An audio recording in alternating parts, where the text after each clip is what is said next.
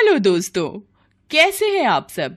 हमारी कहानियां देखने के लिए हमारे चैनल को सब्सक्राइब कीजिए और हाँ, बेल आइकॉन पर क्लिक करना मत भूलिएगा। बीच रात को करुणा नींद से उठ गई और अपनी नाक पकड़कर बैठी रही। ओह, कितनी बदबू है। अजी सुनते हो, खाने में क्या खाकर आए हो दोस्त के घर से? उसके पति अर्जुन ने नींद में ही कहा। मूली का पराठा। ये मूली ही किसी दिन मुझे मार डालेगी। पता नहीं इस पदोड़े आदमी से शादी ही क्यों की मैंने। ये बोलकर करुणा अपना तकिया लेकर बाहर सोफे पर जाकर सो गई। ये तो रोज का हो गया है, कुछ तो करना ही होगा। सोए हुए करुणा उस दिन के बारे में सोचने लगी जब अर्जुन और उसके माता पिता शादी के लिए करुणा को देखने गए थे। करुणा तब कॉलेज में पढ़ाई कर रही थी और शादी नहीं करना चाहती थी। उसने अपनी माँ से कहा था, देखो माँ, अभी मैं पढ़ाई कर रही हूँ, अभी शादी नहीं करूंगी। ये सुनकर उसकी माँ ने कहा, अरे लड़के को तो देख ले, पढ़ाई के चक्कर में अच्छा लड़का हाथ से फिसल गया तो पूरी जिंदगी अफसोस करती रहेगी। करुणा के घर वाले पुराने ख्यालात के हैं। उसकी माँ ने जबरदस्ती उसे लड़के वालों के सामने बिठा दिया। करुणा सुंदर है, इसीलिए अर्जुन ने एक ही बार में उसे पसंद कर लिया और इसी बात से करुणा की माँ खुश हो गई और ऐसे ही करुणा की शादी हो गई। करुणा ने अपने आप को समझा लिया। शादी की पहली रात को ससुराल में बहुत सारे पकवान बने। अर्जुन एक के बाद एक खाता गया। ये देखकर करुणा ने अपने ही मन में सोचा, ये तो गले तक ठूस रहा है, कहीं रात को उल्टी ना करते। खाना खाने के बाद करुणा और अर्जुन अपने कमरे में सो गए। अर्जुन तुरंत गहरी नींद में सो गया, लेकिन करुणा को नींद नहीं आई। एक तो नई जगह और ऊपर से एक ऐसे इंसान के साथ उसे सोना पड़ रहा था जिसे वो जानती तक नहीं। मुझे बहुत डर लग रहा है, अब पूरी जिंदगी ऐसे इंसान के साथ रहना है जिसे मैं कल तक जानती तक नहीं थी। करुणा डरी हुई थी और उसी समय जोर से एक अजीब सी आवाज हुई। करुणा डर गई। अरे ये क्या था, ये कैसी आवाज थी? तभी करुणा की नाक में बहुत गंदी स्मेल आई। उसे सब कुछ समझ में आ गया। क्या ये पाद रहे हैं? तभी अर्जुन ने और जोर से एक पाद मारा और उस बदबू से करुणा रह नहीं पाई। मुझे उल्टी आ रही है, मुझे अभी उल्टी करनी होगी। करुणा बाथरूम चली गई और उसने उल्टी कर दी। वो वापस कमरे में आई, लेकिन अर्जुन एक के बाद एक पाद मारने लगा। आहा, खाने के बाद जब पाद निकलती है तब कितना मजा आता है। आहा। अगले दिन अर्जुन के ऑफिस चले जाने के बाद उसने अपनी माँ को कॉल किया। क्या बात है बेटा, इतना परेशान क्यों लग रही है? माँ, ये किस आदमी से आपने मेरी शादी करवाई है? क्यों, क्या हुआ? मारपीट रहा है क्या? नहीं, ये तो बस पाद रहे हैं। इनके पादने के चक्कर में मेरी नींद ही गायब है। ये सुनकर करुणा की माँ हंसने लगी। ये कोई बात नहीं है बेटा, सभी पाद मारते हैं। अब तेरे पापा को ही देख ले। लेकिन ये तो पापा से भी ज्यादा पाद मारते हैं। कोई बात नहीं, कुछ दिन रहेगी ना तो आदत हो जाएगी। करुणा की माँ ने इस बात को सीरियसली नहीं लिया। अर्जुन शाम को घर लौटा और रात को सोने के बाद पाद मारने लगा। करुणा परेशान होकर कमरे के बाहर चली गई और सोफे पर सो गई। अगले दिन करुणा की एक सहेली दिशा ने उसे कॉल किया। और कैसा लग रहा है ससुराल? ठीक ठाक है, मैं तेरे ससुराल के आसपास ही हूँ, शाम को आ जाऊं? हाँ आ जाना, बहुत बातें करेंगे। शाम को दिशा करुणा से मिलने आई। करुणा ने अर्जुन को कॉल करके कहा, मेरी एक सहेली आई है, उसके लिए बाहर से कुछ खाना ले आना। हाँ हाँ ठीक है, मैं अभी आता हूँ। अर्जुन बहुत सारा खाना ले आया, समोसा, रोल, बिरयानी। और फिर करुणा, दिशा और अर्जुन बात करने लगे। लेकिन बात करते हुए अर्जुन ही सब कुछ खा गया। लेकिन दिशा ने इस बात पर ज्यादा ध्यान नहीं दिया। करुणा की सास जानकी भी आ गई और दिशा से बात करने लगी। तुम क्या करती हो बेटी? मैं तो अभी पढ़ाई कर रही हूँ। बहुत अच्छी बात है, हमारी भी बहू 2-3 दिन बाद से कॉलेज जाना शुरू करेगी। क्यों बहू? वाह करुणा, बड़ा अच्छा ससुराल मिला है तुझे। तभी अर्जुन ने एक पाद मार दिया। दिशा चुप हो गई। करुणा ने अपने ही मन में कहा, हे भगवान, इन्हें भी अभी पाद मारना था, सत्यानाश। पाद की बदबू से दिशा को उल्टी आने लगी। करुणा, आज मैं चलती हूँ, कॉलेज में मिलेंगे। दिशा उठकर चली गई। करुणा को बहुत ज्यादा शर्म आई। उसने कुछ नहीं कहा। दिशा के जाने के बाद जानकी ने अर्जुन से कहा, ये क्या किया तूने बेटा? ऐसे बाहर के लोगों के सामने पाद मारना अच्छी बात नहीं है। देखा वो कैसे उठकर चली गई। क्या माँ, अब इंसान अपने ही घर में पाद भी नहीं मार पाएगा क्या? अर्जुन मानने को तैयार ही नहीं था कि ये एक बुरी आदत है। तू कितनी उल्टी सीधी चीजें खाते रहता है, इसीलिए तेरे पेट में इतनी गैस होती है। ये सब मत खाया कर। लेकिन करुणा को यह सब अच्छा नहीं लगा। उसने रात को अर्जुन से यही सब कहा। लेकिन अर्जुन ने सब हंसते हुए ही टाल दिया। अगले दिन अर्जुन ऑफिस से एक दोस्त के घर गया और वहां मूली के पराठे खाने के बाद रात को बदबूदार पाद मारने लगा और इसी बात से परेशान होकर करुणा बाहर सोफे में सो गई। ये तो रोज का हो गया, कुछ तो करना ही होगा। और फिर सुबह सुबह करुणा अपना बैग लेकर मायके चली गई। जानकी ने उसे कॉल किया तो करुणा ने साफ साफ कह दिया, मैं ऐसे पदोड़े पति के साथ नहीं रह सकती।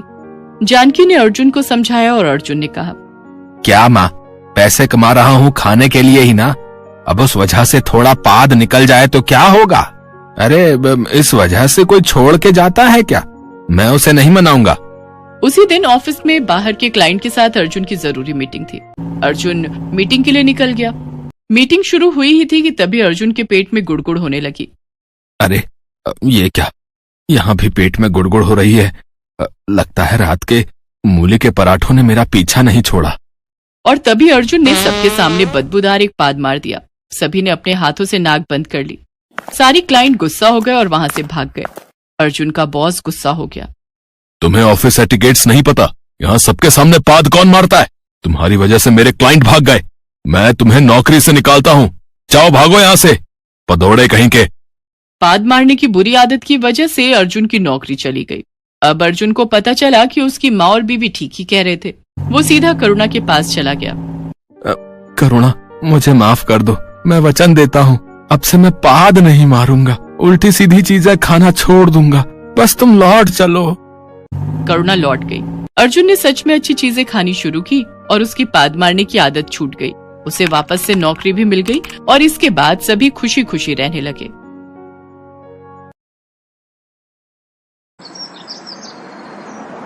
सपना का कॉलेज में पहला दिन था। उसे जिस बात का डर था वही हुआ। पूरा क्लासरूम सपना पर हंस रहा था। अरे सपना, जल्दी से वॉशरूम में जा, नहीं तो तू तो गई। अरे मैडम, ये क्लासरूम है, लड़के भी होते हैं, थोड़ा तो ध्यान रखना चाहिए। पूरी क्लास हंसी के ठहाके लगाने लगती है। तभी एक लड़का 2-3 लड़कों के साथ क्लासरूम में आता है। शर्म आनी चाहिए तुम सबको ऐसा मजाक करते हुए, वो भी एक लड़की के साथ। अरे विनय, ये तो बस एक रैगिंग का पार्ट था, क्यों मजाक किरकिरा कर रहा है? जूनियर डर जाएंगे तेरा गुस्सा देखकर। रैगिंग इस तरह से, वो भी एक लड़की के साथ ऐसा मजाक करके। मुझे एक बार पता चल जाए ये टमाटो केचप किसने इसकी सीट पर गिराई, कॉलेज से बाहर न भिजवा दिया तो मेरा नाम भी विनय सिंह नहीं। सपना रोती हुई वॉशरूम में अपनी ड्रेस साफ करने चली जाती है। विनय कॉलेज में सीनियर था और साथ ही साथ कॉलेज का प्रेसिडेंट भी था। उसके गुस्से से कॉलेज के सब बच्चे डरते थे।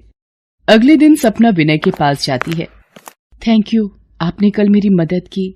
इस कॉलेज में आपको कभी भी कोई परेशानी हो तो बेझिझक मुझे बताना। विनय और सपना शिमला में एक ही कॉलेज में पढ़ते थे। विनय सपना से सीनियर था। धीरे धीरे उनमें दोस्ती हो गई और वही दोस्ती प्यार में बदल गई। एक दिन, सपना, कल मेरा कॉलेज में आखिरी दिन है, इसके बाद मैं जयपुर वापस चला जाऊंगा और वहीं बड़े भैया के साथ काम संभालूंगा। मैं तुम्हारे बिना कैसे रहूंगी विनय? सपना, तुम कॉलेज पूरा कर लो, फोन पर हम बात कर लिया करेंगे। उसके बाद मैं घर में शादी के लिए बात कर लूंगा। विनय अपने भैया सूरज के साथ दुकान संभाल लेता है। सपना फाइनल ईयर में थी और कुछ ही हफ्तों में उसका कॉलेज कंप्लीट होने वाला था। एक दिन, सपना जल्दी चल, वो राधिका मैम की तबीयत कुछ ठीक नहीं है, उनके पेट में तेज दर्द उठ रहा है। क्या हुआ मैम, आपकी तबीयत तो ठीक है ना? कुछ नहीं सपना, वो कथक डांस कार्यक्रम के दिन नजदीक आ रहे हैं तो इन फर्स्ट ईयर की लड़कियों को ज्यादा प्रैक्टिस करवानी पड़ती है। वो आज मेरा पीरियड का सेकेंड डे है, इसलिए ज्यादा डांस करने में पेट में दर्द उठ गया। मैम, आप आज छुट्टी लेकर घर पर आराम कर लेते। नहीं सपना, ये इनका कॉलेज का पहला प्रोग्राम है, इसलिए प्रिंसिपल मैम ने छुट्टी लेने से साफ मना कर दिया। कोई बात नहीं मैम, मैं इन्हें आपकी जगह 2-3 दिन प्रैक्टिस करवा दूंगी। आप बस आराम से यहाँ बैठकर बताते रहना। थैंक यू सपना, तुम बहुत अच्छी लड़की हो। सपना दिल की बहुत अच्छी थी। दूसरों की परेशानी को समझना और उनकी सहायता करना उसे अच्छा लगता था। कुछ दिनों बाद सपना का कॉलेज खत्म हो जाता है। वो अपने घर आ जाती है। लक्ष्मी, मैं सोच रहा हूँ कि सपना की पढ़ाई भी पूरी हो गई है, अब एक अच्छा सा लड़का देखकर इसकी शादी कर देते हैं। कह तो तुम ठीक रहे हो, कोई अच्छा लड़का देखना शुरू करो फिर। सपना अपने माता पिता की बातें सुन लेती है। वो विनय को फोन पर सारी बात बताती है। विनय अपने माता पिता और भैया भाभी से इस बारे में बात करता है। सबकी रजामंदी से विनय और सपना की शादी हो जाती है। शादी के 2-3 दिन बाद, अरे विनय तो दुकान चले गए, अब किसको बोलूं, मेरे तो पीरियड आ गए, मेरे पास तो सैनिटरी पैड भी नहीं रखे, किससे पूछूं? सुमन भाभी से पूछती हूँ। सुमन भाभी, मेरे ना पीरियड आ गए हैं और मेरे पास सैनिटरी पैड नहीं है, आपके पास है क्या? नहीं सपना, शादी से पहले तो मेरी मम्मी ला देती थी तो मैं वही लगाती थी, पर यहाँ तो थोड़ी शर्म के कारण कपड़े का इस्तेमाल ही कर लेती हूँ। हमेशा पैड लाने के लिए बाजार भी तो नहीं जा सकती। पर भाभी, सैनिटरी पैड तो हमारी जरूरतों का हिस्सा है। तुम धीरे धीरे इस घर में रहोगी तो तुम्हें सब समझ आ जाएगा। कोई नहीं, मैं देखती हूँ भाभी। मैं एक काम करती हूँ, यहीं पास में किसी केमिस्ट शॉप से खरीद कर ले आती हूँ। सपना अपनी सास सुशीला के पास जाती है। माँ जी, यहाँ पास में कोई मेडिकल शॉप है क्या? मुझे अपने लिए सैनिटरी पैड खरीदने हैं। वो क्या होता है? कोई जरूरी चीज है तो मैं विनय के बापू को बोल देती हूँ, वो ले आएंगे। तुम क्यों जाओगी? नई बहू हो, लोग क्या कहेंगे? डोली आई नहीं कि बहू को अकेले बाजार भेज दिया। माँ जी, मेरे पीरियड आ गए और मुझे पैड की जरूरत है। क्या माहवारी शुरू हो गई है? पहले बताना था ना। अब इसके नियम कायदे भी हमारे घर के तुम्हें सीखने होंगे। और ये पैड वगैरह अंग्रेजी चोचले हैं। हमने तो अपनी पूरी उम्र उन दिनों में कपड़ा लगाकर ही गुजार दी। मैं पुरानी चादर देती हूँ, उसमें से टुकड़ा फाड़ लेना। सपना कमरे में आकर विनय को फोन करती है। विनय, मेरी पीरियड्स की डेट आ गई है, मेरे पास पैड नहीं है। आप शाम को किसी मेडिकल शॉप से 2 पैकेट लेते आना प्लीज। ठीक है सपना, मैं लेता आऊंगा। पेट में दर्द है, मजबूरी में तब तक कपड़ा ही लगा लेती हूँ। 1 कप चाय बना लूं? हे राम, पूरी रसोई अपवित्र कर दी। बहू, तुम्हारा इन दिनों में रसोई में आना बंद है। तुमने अपनी माँ के घर में ये सब नहीं सीखा क्या? माहवारी के दिनों में तुम रसोई के काम, मंदिर में पूजा आदि कोई काम नहीं कर सकती। आई समझ में? पर माँ जी, मेरे मायके में मैंने कभी ये सब नहीं देखा या सुना। अब तुम अपनी ससुराल में हो बहू, तो अब से तुम्हें यहाँ के कायदे कानून ही मानने होंगे। चाहे तुम्हें सुमन बहू दे देगी। सुमन, जैसे तुम्हारे अलग बर्तन बने हुए हैं वैसे ही सपना की थाली और कटोरी गिलास इन दिनों के लिए अलग कर दो। सपना अपने कमरे में आ जाती है। वो ये सब देखकर बहुत दुखी होती है कि आज भी लोग इतने रूढ़िवादी कैसे हो सकते हैं। शाम को विनय सपना के लिए सैनिटरी पैड ले आता है। वो उसे दिन की बात बताती है। सपना, मैं जानता हूं कि माँ पुराने ख्यालों की है, इसलिए उन्हें थोड़ा वक्त दो। और मुझे पता है तुम अपने प्यार और विश्वास से एक दिन उनका दिल जीत लोगी। सुमन बहू, सपना बहू, दोनों इधर आओ। कल करीबी रिश्तेदार की शादी है, कार्ड आया हुआ है, हमें जाना है। सब लोग शादी में जाने की तैयारी करते हैं। सपना, क्या मैं अंदर आ सकती हूँ? जी भाभी, मैं बस तैयार हो रही थी। आप तैयार नहीं हुई? क्या हुआ? सपना, वो मैं पूछ रही थी, क्या एक सैनिटरी पैड मिल जाएगा? वो साड़ी हल्के रंग की है तो कपड़े में दिक्कत होगी, दाग ना लग जाए। जी भाभी, मेरी भी आज डेट हो गई, पहला दिन है मेरा भी। ये लो, आप ये 2 पैड लगा लो, फिर कोई दिक्कत नहीं होगी। सब लोग शादी में जाते हैं। अगले दिन सुबह। अरे मेरी मैया, बिल्कुल नहीं रुक रहा दर्द, बार बार बाथरूम भाग रही हूँ। कुछ करो, उल्टी दस्त ना रुक रहे मेरे तो। माँ, विनय डॉक्टर को लेने गया है, बस आता ही होगा। सुशीला, कितनी बार मना किया है तुम्हें? अब उम्र हो गई है, शादियों का खाना नहीं पचता हम बूढ़ों को। फिर भी तुमने रबड़ी जलेबी खा ली, अब परेशान हो रही हो। अब डॉक्टर, माँ को जरा देखिए क्या हो गया है। इन्हें किसी खाने की चीज से फूड पॉइजन हो गया है। ठीक होने में 3 से 4 दिन लगेंगे। मैं कुछ दवाइयां और पीने की टॉनिक दे रहा हूं, आराम आ जाएगा। बाकी पानी उबाल कर देना है। इन्हें पतली खिचड़ी, दलिया, सूप वगैरह ही सिर्फ खिलाना है। खान पान का बहुत ध्यान रखना है। आइए डॉक्टर, मैं आपको छोड़ देता हूं। माँ जी, मैं और सपना दोनों महीने से हैं, रसोई में कैसे जाएं? नहीं सुमन बहू, तुम दोनों बिल्कुल रसोई में नहीं जाओगी, ये पाप है। अब सूरज और विनय रसोई में चले तो गए, पर दोनों को क्या समझ रसोई में क्या करें। सपना ये सब देखकर गुस्से में थी। कहीं पानी उबाला तो गिर गया, कहीं दाल कच्ची रही। चावल और दाल का अंदाजा नहीं। घर के लोग तो बाहर से खाना मंगवा सकते थे, पर सुशीला के लिए तो बाहर का खाना जहर था। सुशीला को दवाई देने का वक्त हो रहा था। वो खाली पेट दवाई कैसे लेती? हार कर सपना का गुस्सा और बढ़ गया। वो रसोई में गई। प्लीज आप दोनों थोड़ी देर के लिए रसोई से बाहर चले जाएं। अरे मुझे ऐसे ही दवाई दे दो, मुझे खिचड़ी वगैरह मत दो, मेरे पेट में दर्द बढ़ रहा है। सुशीला को फिर एक उल्टी आती है। सुमन उसके पास जाती है। उधर क्या हाल कर दिया रसोई का। पहले पानी उबाल लेती हूँ, ठंडा हो जाएगा, फिर एक तरफ खिचड़ी रख दूंगी। थोड़ी देर बाद सपना सुशीला के लिए खिचड़ी लेकर जाती है और अपने हाथों से उबला पानी पिलाती है। ये तूने क्या किया बहू, सालों की परंपरा थी ये। माँ जी, मैं सिर्फ 2 शब्दों में ये बात कहूंगी, आप उसे जो भी समझें। मेरी सासू माँ की जिंदगी से बढ़कर इस वक्त मेरे लिए कोई धर्म नहीं था। आप हो तो हम हैं, ये परिवार है। आपकी जिंदगी बचाने के लिए यदि ये पाप मुझे करना पड़ा तो ऐसे 100 पाप मैं और करूंगी और आपकी जिंदगी पर आंच भी नहीं आने दूंगी। आप मेरी माँ हो, हम सबकी माँ। ये सुनकर सुशीला ने सपना को गले से लगा लिया। फिर सुमन भी सपना के साथ सुशीला की देखभाल करने लगी। कुछ दिनों बाद सुशीला ठीक हो गई। अब वो समझ चुकी थी कि जमाना बदल रहा है तो उसे भी जमाने के साथ कदम मिलाना है और मुश्किल घड़ी में की गई मदद में तो भगवान भी साथ होते हैं। हेलो दोस्तों, कैसे हैं आप सब?